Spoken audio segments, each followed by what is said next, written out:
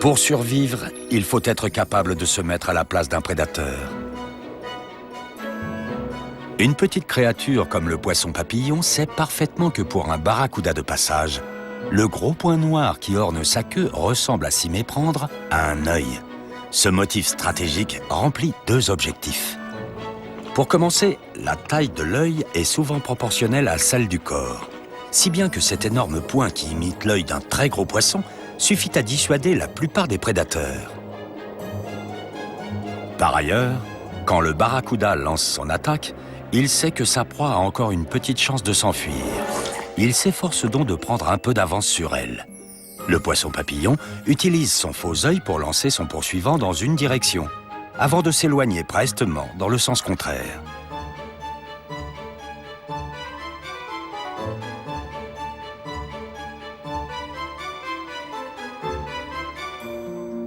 Quelle que soit la qualité de leur camouflage, les poissons sont souvent trahis par leurs pupilles noires.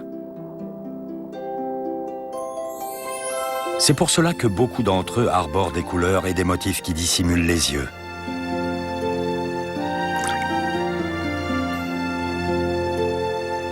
Sous l'eau, le moindre détail a son importance, et la couleur est un élément clé de la survie.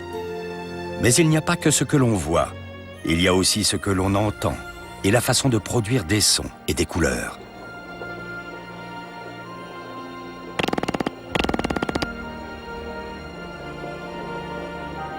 Il faut prendre tous ces éléments en considération pour comprendre comment les poissons communiquent entre eux.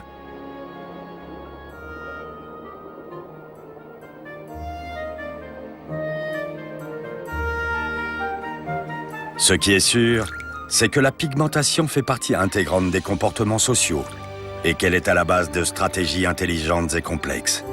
Il n'existe aucun endroit sur la planète aussi densément peuplé d'habitants multicolores que les récifs de corail.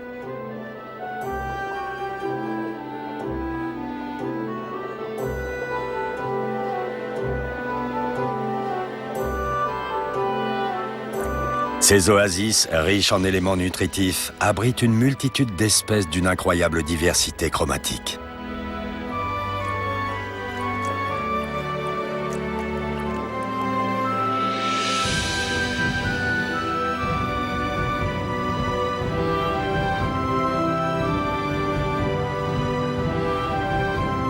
Que ce soit pour se cacher, attirer l'attention, séduire une compagne, alerter un ami, crier sa colère ou imiter une autre espèce, les habitants des récifs s'expriment en couleurs.